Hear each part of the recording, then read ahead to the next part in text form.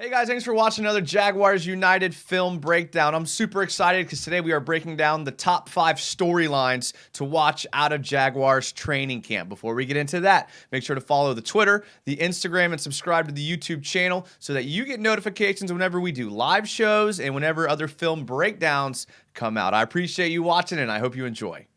All right, so number 5 is going to be the running back battle. Now, there's no battle on who the starting running back is, but what will the split be between Travis Etienne and Tank Bigsby? I mean, they took Tank Bigsby pretty early in the draft, and it was pretty noticeable toward the end of the season. The Jags had a lot of trouble running the ball, and it bears the question of could they have been more successful later in the season if they were able to establish the run more? They had 1,124 yards from week 9 on, and that's kind of when they went on their win streak toward the playoffs.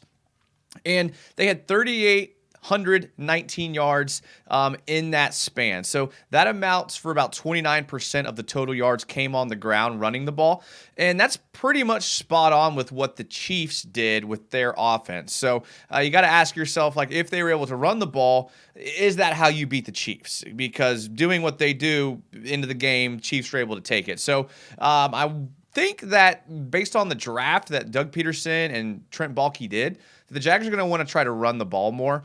So what's the split going to be like between Etienne and Tank Bigsby? Does JaMycal Hasty get in that rotation at all? I mean, he had 194 yards in essentially 10 games as a backup. James Robinson, people forget, had 340 yards through 7 games in the first 7 games of the season. So those yards are going to be distributed somewhere.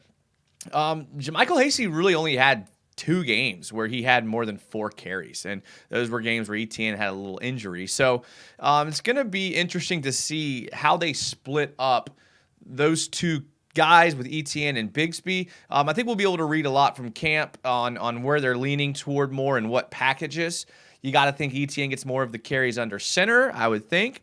Hasty's more in the shotgun formation. They were going to work in Tank Bigsby there somewhere. I'm not really sure. I mean, another storyline is, like, who is the running back on third down? You know, in these down and distance drills they do in camp. Hasty typically was the third down back last year, but he was the only other back we had besides Etienne. And Hasty had a 71 PFF pass grade or pass block grade. So, I mean, that's pretty good. And really, if you factor in the one bad game he had graded out against Baltimore, he did much better than that. So I think the Jags like what they have in Hasty as a pass blocker if they need him there against a blitz or something like that. So Dearness Johnson, Snoop Connor, I mean, these are guys that are fringe roster guys. I mean, how many running backs are they going to keep? Derek Parrish, a guy they drafted as a fullback. If they keep a fullback, a 6'2", 245-pound fullback who played defensive end in college, are they going to keep him? I mean, if they keep him, then there's only going to be so many spots in that running back room, so someone's going to be left out there. So between Dearness Johnson, who only played 10 snaps last year, Snoop Connor only played 39 snaps last year, Derek Parrish, a guy they just drafted. I can't see all 3 of those guys making the team in addition to Etienne, Bigsby, and Hasty. So something to watch for. My number 5 thing is the running back room and what will happen with the running backs. Number 4.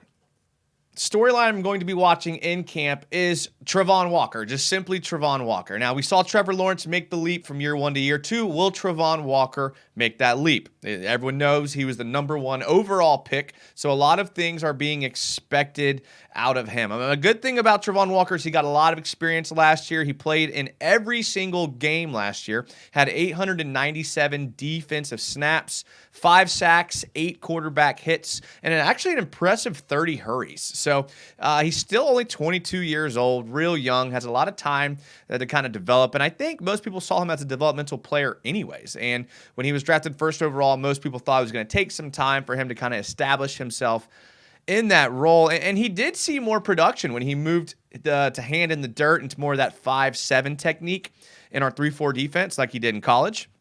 And so if he does move to more of that hand in the dirt type player, that does leave a void at that edge spot. And playing the weak side edge, you look at the current depth chart, and you got guys like K'Lavon Chaisson and Jordan Smith are the only other weak side edge players. So do you trust one of those guys to step in and become that player? Now, I know there's some rumors of going out and getting another guy like Danielle Hunter and to help out there, but nothing's happened yet. And so you're starting camp with who you think you're going to roll the season with. And I think they're going to move Travon Walker around, but I think you're going to see him starting at that weak side edge spot, even though he was more productive with his hand in the dirt. I mean, you do have Dwan Smoot, who's starting the season on the PUP list.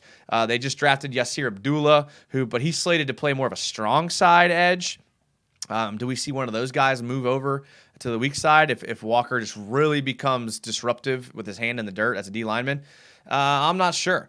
But the good news is that improvements to Walker would mean that there's improvements everywhere. If Walker becomes better, Josh Allen becomes better. The coverage becomes better. The interior rush becomes better. The linebackers play better. So Travon Walker is really going to be the piece that I'm going to be watching for and kind of see, like, does he look faster than last year? Has he developed defensive line moves, a spin, a swim move, more than just the power move, which he's great at. But kind of seeing Travon Walker and what he'll do and, like, will he break out this year is going to be something very interesting to watch. My number 3 thing is the cohesiveness of the offensive line. Now, those of you that have watched my shows in the past, I'm a big offensive line guy. You have to have a good offensive line if you want to be good. It's going to be interesting to follow this year. Obviously, Cam Robinson is starting the season on a 4-game suspension after the PED bust. But, I mean, additionally, he missed the last 5 games of last year. So now we're looking at a significant amount of time since Cam Robinson has even played football at this level with that meniscus injury. He did sign a 3-year, $54 million extension before the season last year, but the way that the contract was written, the Jags were able to get out of it at a pretty good time at the end of this year, which begs the question. With Walker Little slated to start at left tackle and newly drafted Anton Harrison slated to replace Jawan Taylor at right tackle, if they start with momentum and the team is like humming along, what do they do with Cam Robinson? Do they find a way to move him into left guard? Do they put him out to left and try Walker Little at left guard? I mean, there's a lot to kind of be following this year. The left guard situation, is interesting as well. Ben Bartch had a pretty nasty injury last year, dislocating his knee in week 5 after winning the starting job. Shatley came in and played pretty well, I thought. Much better in pass blocking than he was in run blocking. Kind of goes back to the 5th point about being able to run the ball. But he got put on the PUP list, so he's not going to count against the 53-man roster. Which kind of leads me to believe that he may not be back in time for week 1, but I'm hoping that he is. But, how will those guys mesh together? Because now we're looking at a lot of moving pieces. I know Walker Little played left tackle at the end of last year, so there's some familiarity there. Looking for Sheriff and Fortner just to stay healthy on the interior there and to continue to play well. But, yeah, new right tackle. A left guard that's kind of in a lame duck position if Bartch comes back, a left tackle who's also in a lame duck position if Cam Robinson potentially comes back. So interesting to watch the cohesiveness and how do they play together. And Trevor Lawrence is great at getting rid of the ball quickly, but having that offensive line is just super important. That's why they spent a 1st-round pick on Anton Harrison, who I think will be a great replacement for Jawan Taylor. Even though he hasn't played much right tackle, I mean, he's pretty talented and athletic, and I think that he'll be able to do it. So looking forward to that and going to definitely be watching the offensive line. All right, number 2. Something to watch for is how do they handle the sub packages and the nickel sets. So you have Tyson Campbell, Darius Williams, Andre Sisco, and Rayshawn Jenkins. They're solidified the 4 secondary positions without much concern. But where things get a little interesting is in the sub-nickel packages, and that's essentially where they take out a D lineman or a linebacker, and they bring in an extra defensive back in obvious passing downs or against quicker formations that the offense may show. Now, they moved Trey Herndon to slot in week 14, and he played 300 snaps there in the slot. He had good games against the Jets and the Texans, but beyond that, I don't think very many people were super impressed with his play there in the slot. And with the Jags being in that nickel formation, more times than not, if you look at the numbers, then it's going to be really important that that nickel corner can hold their own, especially when you start getting these speedy guys lined up in the slot. We didn't see much Tyson Campbell and Darius Williams moving around. They were just outside corners, and they just stuck those outside corners. So you got to have someone that can cover those crossing routes, and that can cover those seam routes up the middle.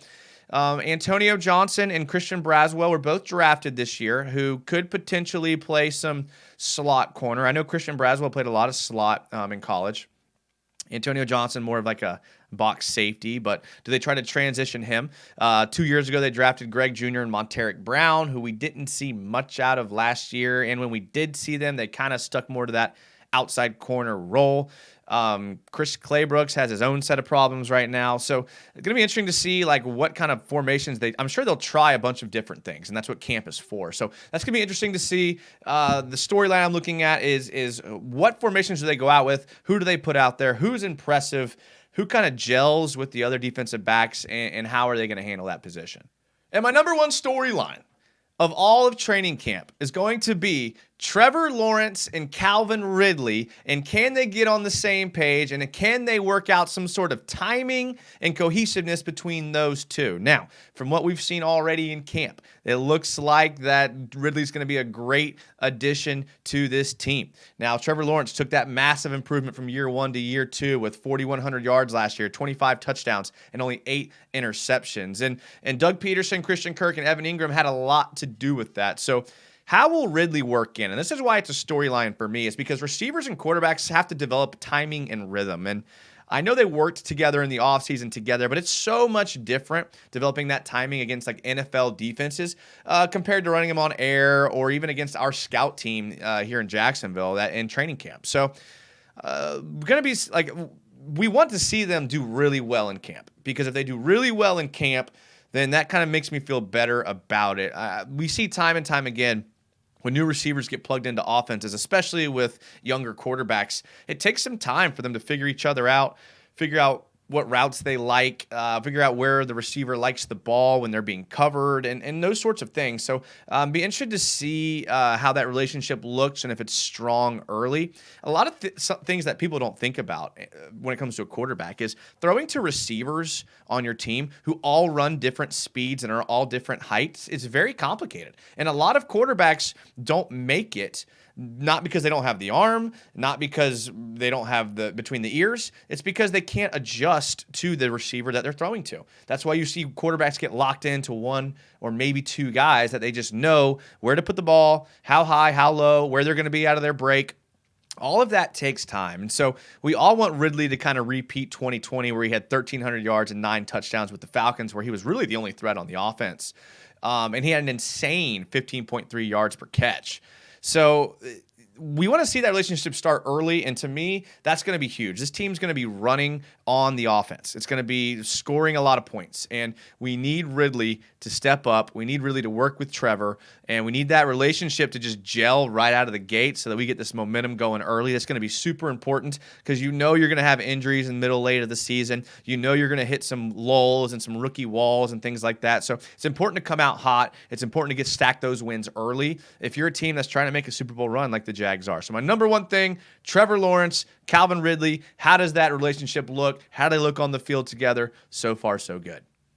All right, guys, thanks for watching another Jaguars United video. I'm so glad that you guys are here and watching this video. Thank you for spending the time talking Jags with me. Make sure you're subscribed so you get notifications when we do live shows. We're going to be on more of a schedule when the season starts. Typically, they're Tuesday, Friday type things, so be looking out for those. Those are very fan interactive. We get the fans involved. A lot of people like them because we just sit around and talk Jags. So make sure to subscribe to that. Follow Twitter, Instagram, all that stuff. You guys know what to do. Thank you so much. Leave a comment and thumbs up the video. And until next time, go Jags.